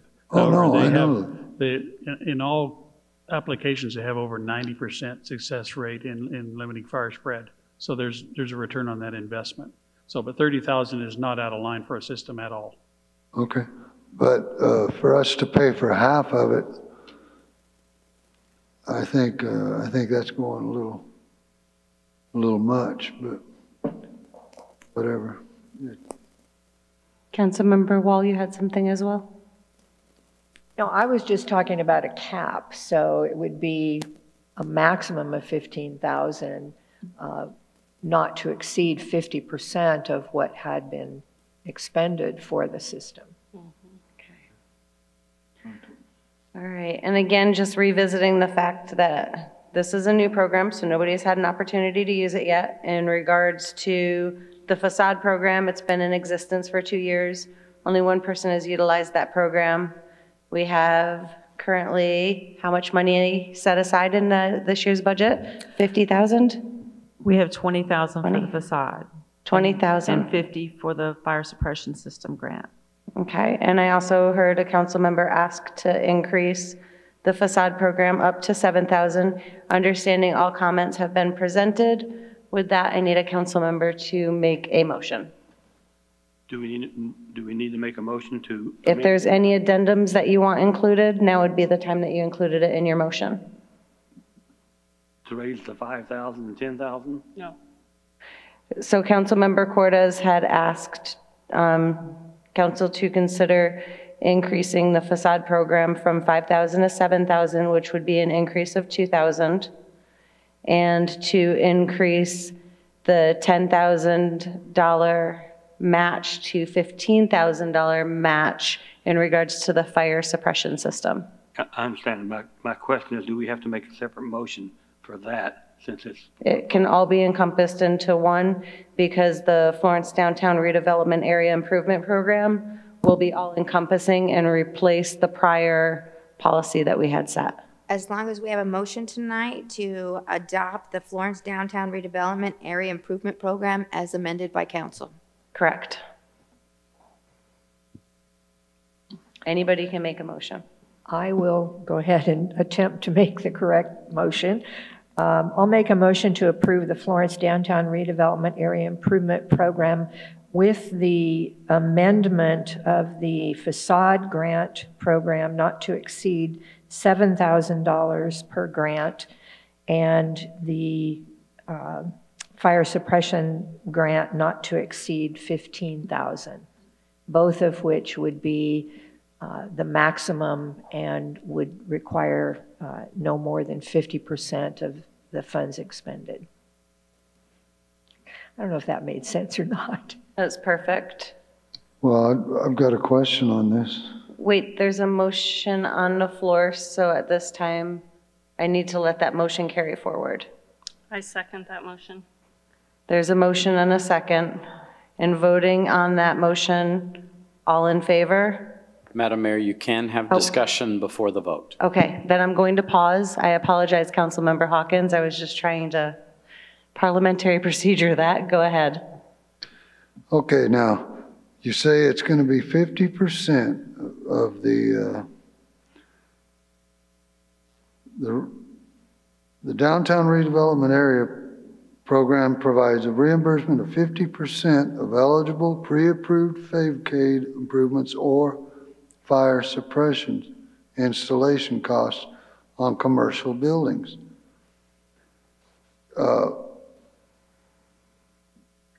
So we're not giving 50% of what they want to spend or what it costs them.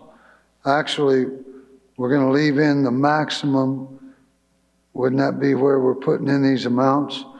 The maximum amount for any individual FACADE grant would be $7,500 or $7,000 for the FACADE, and it would be $15,000. Is that what you said? Yes. For the fire suppression. So you got two different ones there, but it wouldn't. I don't know why that 50%'s in there. We ought to just put in whatever the amount we can give them. I mean, up to 50%, but a maximum. So if it only cost you $8,000 for the facade, we'd only give you $4,000, not $5,000 or $7,000. We'd only give you 50% up to that max. Saving money. Okay. Yeah. All right. Call for the question. All in favor? Aye. Aye. All opposed? Motion carries.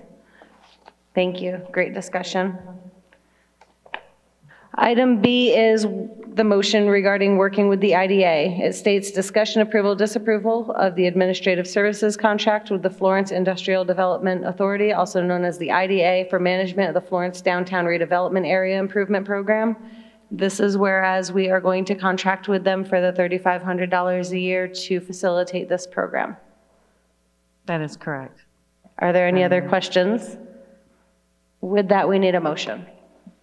I make a motion that we approve the administrative service contract with the Florence Industrial Development IDA Management with the amendment for $7,000 per building for the facade and $15,000 for the suppression system. Motion and a second. All in favor? Aye. All opposed? Motion. That was really quiet. Can we just have it one more time? Who seconded that? Okay. Who gave the first? I did. Sean did. Okay. And I thought you gave a second. I did not, but I will. All right. Go ahead, Councilmember Wall. I second the motion. All in favor? Aye. Aye. All opposed, same sign. Thank you. And thank you for being here today in representation of the IDA. All right, item C is discussion, approval, disapproval to authorize the town of Florence to purchase 4,960 extinguishment credits from Greenstone Water Credits, LLC for Pinal Active in an amount not to exceed $434,135.25. Mr. Billingsley. Madam Mayor, members of council, I'm before you this evening with our annual purchase from Greenstone Water Credits, LLC, to purchase extinguishment credits as part of our water sustainability program. As you know, 2 years ago, the town entered into two separate agreements, one with the Tonopah Irrigation and Drainage District, the second with the Central Arizona Groundwater Replenishment District with respect to the recharge and marketing of long-term storage credits from our CAP allotment, which is annualized at 2,048 acre-feet. In 2018, the town entered into a 5-year contract by which we utilize the funds that we receive through the CAGRD sale to then purchase underground credits through ag retirement for a significantly reduced cost than the cost of water, thereby purchasing more than twice as many credits that we would have received through a similar recharge agreement. In terms of the valuation in our contract, this year's cost is $87.52 per credit. To give the council some context, all of you that are in the Johnson Utilities system, Johnson Utilities pays over $600 a credit for the CAGRD fee, and similarly priced water from CAP is $205 an acre foot, and that is for river water. So through these agreements, the town has very astutely, under the council's support, come up with a program to enhance our water portfolio, ultimately with the goal of being able to provide our own 100-year water supply instead of depending upon our yearly membership with CAGRD. Are there any questions? Yes, I'm going to set you up. Yes, sir. How far are we away from our 100-year CAGRD goal? Which means we don't have to pay that fee, right? That's yes, sir. We pay about $250,000 a year to belong to CAGRD, and although we don't utilize it because we're not overpumping our supplies and our designation, it still costs us $250,000 a year to belong to essentially that insurance policy for our 100-year water supply. Very difficult question, although you set me up, Councilmember Anderson. The trend on water values looks like this, and so with time, if we're able to continue these fortuitous agreements in the fairly near future, we'll be able to reach that 100-year level. At this time, I just looked at it last week, I believe we're about 21 years of water supply that we currently have in our water portfolio in terms of paper water. If we continue, if values continue to go up, these agreements that we have in place are beneficial to the town in terms of as those water values go up, we get to reap those benefits. We've made a huge dent in that supply, and jumping from about 17 years to 21 now. Do the math, somewhere between 10 and 20 years from now, we should have that 100-year supply. But that doesn't consider the other side of our portfolio, which is our new recharge facility, and the fact that we're now going to be able to recharge our treated effluent, therefore cutting that time in half. I can't give you a hard date, but I gave you a generalized idea of when we might be able to have our own 100-year water supply. Thank you. Any other questions? With that, we need a motion. Make a motion that we authorize the town of Florence to purchase 4,960 extinguishment credits from Greenstone Water Credits, LLC for Pinal Active Management Area extinguishment credits, an amount not to exceed $434,135.25. I'll second. We have a motion and a second. All in favor? Aye. Aye. All opposed, same sign. And that motion carries. Item D, discussion approval, disapproval of a design services agreement with J2 Engineering and Environmental Design, LLC for Poston Butte Preserve Project in an amount not to exceed $153,335. Mr. Brian Hughes. Mayor, Vice Mayor, council members, this agreement is to continue our relationship with J2 Engineering to work on the 60% design documents for the Poston Butte project. We're substantially complete with the 30% design documents that were submitted to BLM, and the 60% will get us going in the right direction so that we will get closer to being shovel ready to apply for some grants and things like that. So this would just continue that relationship and allow us to keep moving forward. Excellent. Are there any questions? Councilmember Wall. Does this agreement, is it required by the BLM to move forward with the lease, or would the lease still be issued without this? The lease would still be issued without this. Okay. So this is just keeping us moving right now. Like I said in the memo, we anticipate the leases to be done after the first of the year. We got a very good email today that I hope to share some good news with you in the next couple of weeks. But this is just keeping us along with that process. So they've agreed with 30% design documents at this point, and it's helped us to work around some environmental and cultural items out there, and this will just keep that progress moving. So will J2 begin the work before we know we're going to get those leases? Probably not. Actually, the timing is such that we wanted to get this approval in place so that we could keep the process moving after the first of the year, which is when we hope those leases will be in place. So we're trying to time everything so that we just don't lose any momentum at this point. Okay, so it would just be clicked into place as soon as the lease is final? Correct. Okay, thank you. Will this be the final engineering drawings for what we want to do out there? Vice Mayor Anderson, no, we'll have to at some point get them to 100%. But at that point, I want to make sure that we're potentially working with a contractor so that we can do some value engineering and things like that. So that'll be probably a year and a half down the road. Okay, thank you. All right, if there's no further questions, with that, we need a motion. Make a motion that we approve a design services agreement with J2 Engineering and Environmental Design, LLC for Poston Butte Preserve Project in an amount not to exceed $153,335. Second. We have a motion and a second. All in favor? Aye. All opposed? Motion carries. Thank you. Item 13 is our manager's report.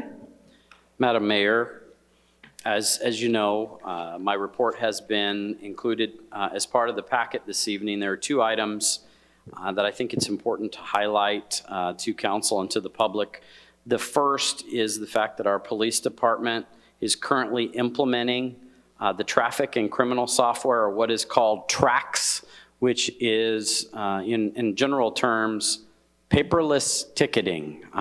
So it's electronic ticketing as part of our normal protocols in performing our business. I've asked the chief to come back at a future meeting and give a presentation with respect to that system for council and the public, but that's an exciting advancement forward in terms of our Smart Cities initiative and trying to become more efficient and effective with respect to our jobs. Secondarily, there's an item under transportation and infrastructure that I wanted to bring to the council's attention. Staff was recently notified by the San Carlos Irrigation and Drainage District that it intends, as part of its canal lining project on Butte Avenue, to replace an existing structure. If you're out driving on Butte in front of the prison, there is a 36-inch elongated pipe that's under the road. They let us know a few weeks ago and provided drawings, actually 2 weeks ago, that they would expect the town to participate to up to $800,000 to build a bridge at that location that includes a 3-barrel box culvert where there's now a 36-inch pipe. This is something to pay attention to because this is not a planned expense by the town or something that we've included in our budget or CIP. So I'm sure we'll be coming back with future items with respect to this. Thank you. I have some additional items that I'd like to provide as well. The first being tonight we had our audit provided, and we do have a news release that we'll be providing to the newspaper. The town of Florence has been awarded the Certificate of Achievement for Excellence in Financial Reporting once again this year, and that has to do with our CAFR document. So congratulations goes out to the finance staff for their hard work in providing our budget, our CIP, and our audit in terms of those expenditures. Next, congratulations goes out to Miss Jennifer Evans, if she would stand and be recognized. Jennifer just graduated and has received her Arizona Economic Development Pro certification. So congratulations, Jennifer. That's something that she's been working on for about 3 years. And lastly, I had a note that we received that Brian asked me to read, and it starts off with, please make sure that you let the mayor and city council and anyone else know. This note is to express our appreciation for the wonderful programs available to us through the Florence Community Services Department. My husband is in a wheelchair. He's unable to stand or walk following 2 major spine surgeries. We needed to borrow a wheelchair and boy, I can't read the next one. Another piece of equipment at the fitness center, and they were great help. Then because we have an SUV, we needed wheelchair transportation to doctor's appointments. Carolyn, who is the manager, was wonderful, and so are the volunteer drivers. Thank you so much for this service. We had no other way to get him to the doctor. We may live in a small town, but the services available to us help us get through this difficult time, and they are huge. Thank you so very much. Mere words cannot express how much this means to us. The reason I wanted to read that into the record tonight is one of the items that council supported last year and we've been able to implement as a 5310 grant through ADOT. For our senior transportation services. And thank you very much for your support and to let you know what a good job that program is doing for the community. That's all I had. Thank you very much. That was a very heartwarming letter. Our next item on the agenda is the department head reports. Is there any department head that would like to say anything extra, or is there any council member that has any questions for the department heads? I have a question. and it's asked at every council meeting. And it is in regards to the number of false alarm system malfunctions. So I don't know if that's fire or police. Who submitted the report? It's under fire, but when I asked my question earlier, it was asked to the police chief. So whichever, both, whoever wants to come up. Who wants to come up? Mayor, Councilmember Cortez, can you reference which report it came from? Yes, fire department memorandum. False alarm system malfunctions. There were 6 in Florence proper, 2 in Florence Gardens, and 2 in Anthem for a total of 10. And that's why I thought it was fire, but earlier when I asked the question to staff, they then sent my question on to the police chief. So that's why I was like, I don't really know who to ask this question to. Well, the police department dispatches for us, so that's probably why we referred that to them. But typically, it's just what it states. It's a false alarm. Yeah. To the system. So the question is it our system that is malfunctioning, their system, and do we charge them when we go? It is not our system. We just take the call and respond, and then we typically find it sometime either during the response or after we arrive that it was unfounded. So, but it has nothing to do with our system. All we do is in our dispatch center is take the phone call from the company. So I'm asking this question for Councilwoman Hughes. Okay. So if that helps you at all to understand why I kind of know what she's asking, but I'm not really. So I think what she's really trying to get to the heart of, and when I read it, it's clear to me that 6 of them were in Florence proper. The question is it our downtown Main Street fire system that is having the alarms, or is it somewhere else within? We can get you the specifics, but no, it is not the downtown Main Street alarm system. Could you get those specifics Yes. and have them sent to Ms. Garcia, and then she can share them? And then just the follow-up question was, when it is a false alarm, are they charged? No, okay. They're not charged. I would think this is like these ADT systems, stuff like that going off in somebody's house. Yes, could be. Could be fire, could be police. I think the ones that come to us are the fire alarm malfunctions. But we don't charge, and it isn't the downtown system. But it's a commercial company that's calling in the... Yes. Okay. And everybody who has a commercial company, they already gave the town notice. So like, for example, if you have a security system in your home, there's a piece of paper you fill out and you need to submit it free of charge to the police department, and they keep it on file. So that way, if your alarm does go off, they do immediately call dispatch and then either send out, police or fire, depending on which alarm you have in your home that's going off, and then they'll respond. If it's a false alarm, a lot of times, the company will call you and say, Mr. Anderson, your alarm's going off at your home. Is everything okay? Yes, my wife just opened the door and let the dog out. I'm so sorry. It was before I turned the alarm off. Okay, well, disregard. And unfortunately, that counts as something that was started but canceled. Thank you.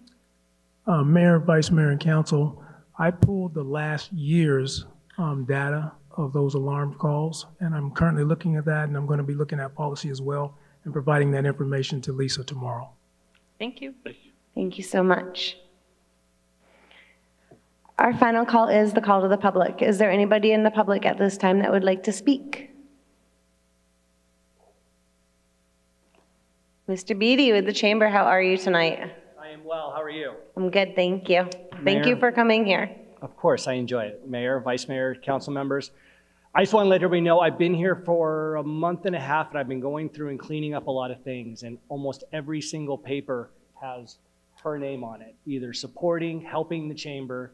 So a big thank you from the Chamber for the last 25 years. One of our biggest supporters, and we do appreciate it. Thank you. Also, in regards to the facade program and the sprinkler system, I look forward to working with Jennifer on getting word out. I know that I was a part of a building that tried to use the facade program, But as kind of we're hearing today, for that business, $5,000 was, and even with the matching of the $5,000, they couldn't even come up with it, and it was still going to be a lot more to fix the facade of the building. I mean, you know, so we are talking about small businesses. So, you know, somebody, even though the grants are there, they still have to come up with that matching money to make those repairs, and that sometimes is kind of difficult. I think that's it. Oh, lastly, I'm sorry, and the other thing with Brian's program, I thank you, and I thank Brent for thinking about the future of downtown Florence. I know that John has a lot of concerns about it all being focused south of the border, or south of the river, excuse me. But I think somebody told me that when they started working on Gilbert spent a bunch of millions of dollars, but it's all been repeated or returned 4 or 5 times of what their initial investment was. And if we invest in downtown and get that going again, I would humbly suggest that all the people in Anthem's property values would go up quite a bit and have a little bit better reputation for everybody involved. So thank you all for all you're doing, and have a good night. Thank you, you as well. Our last call of the evening is call to the council for current events only. Councilmember Hawkins. Well, I'd like to respond. You know, the paper ran our offer to settle with the Florence Copper Project. It was ran in the paper this week, or last week, I mean. But anyway, it was all there in black and white, and it's all true. At the very end, there was about a paragraph of somebody they said they're a resident, Bill Tanner. I don't know the gentleman, but he made reference to the town council's wasting money, fighting the mine, and it's hubris of us to continue in this direction. And all I've got to say is if he read what we offered in that settlement agreement, it was better than what the court offered. And the only thing we're doing at this point is we've got a couple of appeals, and one of them involves the EPA and trying to protect our environment. The EPA, back when that mining property was in the, I hate to go through this and have to explain it all, but it was all right there. But it was in the county at the time that it was originally, when BHP or whoever got their permit. Well, back then, the county didn't fight it because I guess they figured it didn't matter if the water got polluted from there on west on that aquifer. But they were given an exemption on environmental exemption. And what that meant was that they're actually allowed to pollute the aquifer. That's what that permit means. It doesn't mean they're going to protect the aquifer or obligated to protect the aquifer. It means they're going to pollute it, and it's legal unless the EPA accepts our appeal or whatever, and modifies that. They're the only ones that can. And we're just trying to protect the water. That affects all of our western development, and not only us, but that aquifer splits off. It goes up towards Queen Creek and or Sandtown Valley and Queen Creek, and then I don't know if it goes all the way to Chandler, but probably into Gilbert. But we're not the only ones that should be concerned about this. And it's just too bad that, you know, people still don't find out the facts before they start writing stuff that says that we're wasting time and we're wasting money. No, we're trying to save the future of Florence's growth. And I would have thought other communities would be worried about it, but apparently they're not. But we're working on our own water supply at this time. So thank goodness that we've got the staff that we've got that's planning ahead. But I just wanted to make that clear.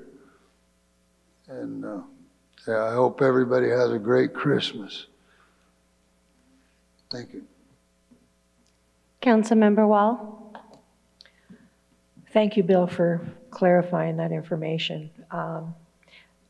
This is really a busy time of year. There have been a lot of events and activities throughout the area.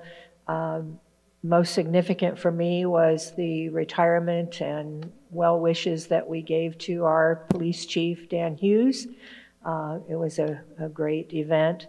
Also, the Historical Museum had their Christmas party last week as well, which I attended, and it was well attended. They're a great asset for the town, and I continue to hope that we will support them as a community. Their fire truck restoration program is the beneficiary of much of their fundraising right now. So if you're not already a member, feel free to join them. It's one of the finest museums in Arizona, as far as I'm concerned, considering the size of our town. It is the Pinal County Museum, but we do tend to emphasize the Florence area. I just want to wish everybody a Merry Christmas, Happy Holidays, Happy Hanukkah, Happy New Year, and I hope that you all enjoy hopefully a little bit of respite from your hard work. And I want to thank our staff and the rest of our council for your hard work throughout 2019. I'm looking forward to a very productive and rewarding 2020. Thank you. Thank you. Councilmember Cortez. So I just wanted to say I attended the parade and it was fantastic on our main street, and it always is, and it seems like it gets bigger and bigger every year. And the additions of the Eloy fire truck and the Coolidge fire truck, I just thought that was great. And their fire truck that looked like a boombox was that was like the tops. And last week I attended the Superior parade, and I gotta say, our Santa on top of the rig is way better than Santa inside the rig. Theirs was a great parade, but Santa should be on the top so everybody can see him. I wanted to acknowledge that our new police chief is sitting here tonight in full uniform and ready to go, so that's exciting. I am sad to see Police Chief Hughes leave. He's a great person, and I have enjoyed getting to know him and his wife. Third Fridays is this coming week, and so it's going to be a great event. I hope everybody attends and help support that. It is a movement that has been started by our downtown businesses, so it's nothing that had anything to do with council. And actually, they started it without the chamber, but thankfully the chamber has stepped in to also help push that event so that it's successful and helps get people down on Main Street at nighttime, which is something that we don't normally see. The chamber also had their Welcome Back Winter Visitor event, and I think that's just a neat thing to do, and I hope it continues and grows and becomes an annual event that we see. And then other than that, just Merry Christmas, and I hope you guys all have a safe New Year and don't overeat on the turkey. That's it. Vice Mayor. Oh, there's been so much going on. I attended the parade also, and it was absolutely fantastic. We had a good time. This last Saturday, I attended the guitar concert. Is that the right way to call it? The guitar concert at the Suter House. And they're going to have more programs. I think the next one's going to be in March, if I recall right. But if you haven't attended one of those concerts, you need to go. I see Ruth Becker shaking her head. She was there, and it was absolutely unbelievable to hear Kathy Adams play the guitar. She just really did a great job. Of course, the whole group did. I attended Chief Hughes' retirement. I'm sorry that he's not here tonight. This would have been his last meeting. So he's missing his last meeting, so we'll have to hassle him over that when we see him. Hopefully he recovers from the flu. The other thing that when my wife and I decided to do, we went down to the senior citizens and got a tag off of their Christmas tree. And we were, we've enjoyed going out and trying to find gifts for this family. It's a man and woman that we picked up. But, there's a lot of things we can do at this time of the year to help people that aren't as privileged as we are. Someone reminded me that we should be doing this year round, but so you take it where you can get it, right? But appreciate all the things going on in town and all the efforts that our organizations do to help people. So thank you very much. Excellent. And I love that Adopt a Grandparent program that was brought on board this year. I had a resident that reached out to me through Facebook Messenger, and she said, hey, have we ever thought about this? How could we do this? So they were put in contact with Parks and Recreation. So I just want to encourage people, when you have a good idea, or an idea, all ideas are good, let's face it. They come from good places typically. Reach out, share them, because you never know, they could become a reality. And in this case, it's making a positive impact in the community. In regards to what Councilmember Hawkins said regarding the article that appeared in the Florence Reminder, yes, there were definitely some inaccurate facts regarding the statement that a resident had submitted, especially when it comes to funding. Our funding does not tie into, for example, paying for people's salaries, especially teachers who work for a school district, which isn't a part of our government. You guys know that throughout the years, this has been something that I've been deeply involved in regards to educating and communicating. Over the past years, as we've been in lawsuits and litigation and things of that nature, obviously, none of us have really been so outgoing, outspoken, because the philosophy that we're told is you can't say certain things. But in talking with the attorney, you can say things that are a matter of public record. You can say things that are a matter of things that are already out there. One of the things that has always bothered me about this is the fact that there's only one aquifer. That water flows north. I've said it before. When that community, or before the community of Anthem, Magic Ranch, beyond Santan Valley even existed, as a former council member had stated, it was noted that it was a desert wasteland. There was no intention that homes would be built there, that it would serve as a source of drinking water. If you go to the EPA website, actually Google, what is the exact phrase that I used? Aquifer exemptions in the state of Arizona. I learned that there was only 3, and they're posted publicly on the EPA.gov website. The one that's in our community is a class 3 that gives them full authority to pollute.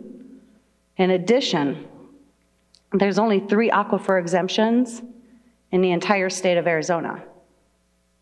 We're the only one that has sat there where there was a pilot project done in the early 90s. They could not maintain hydraulic control, and the project went no further.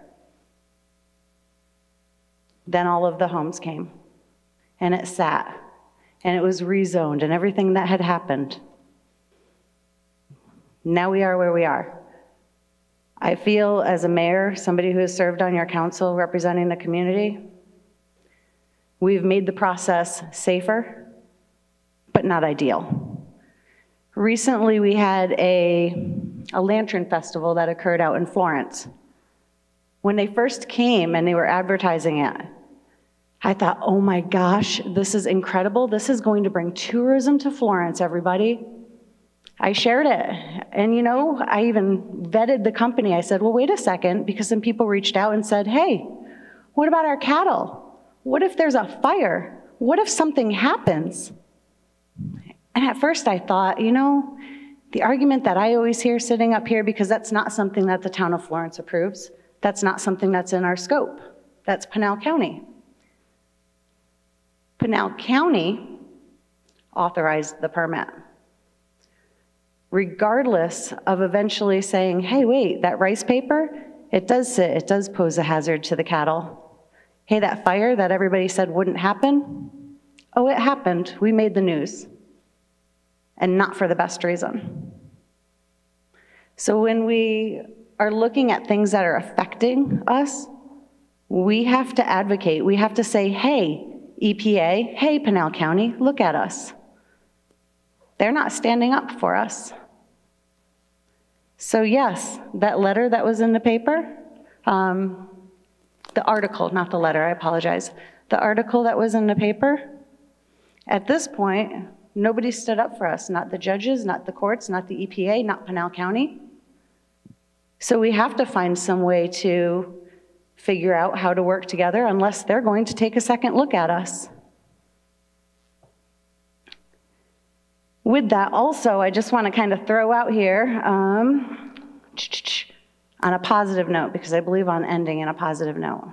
Yes, there have been so many amazing festivities going on. I participated in the the first annual inaugural Jingle Bell Jog. Now the ongoing joke is if you see me running, you better run too, because something's chasing me.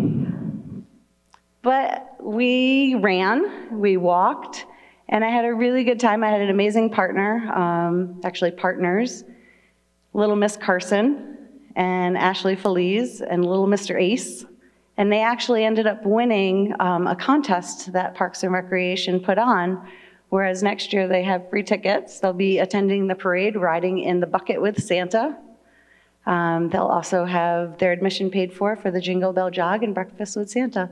So that's pretty amazing. It was so fun to be with them. We do have an executive session this evening, so with that, I need a motion. I'll make a motion, we adjourn to executive session. Second. Motion and a second, all in favor? Aye.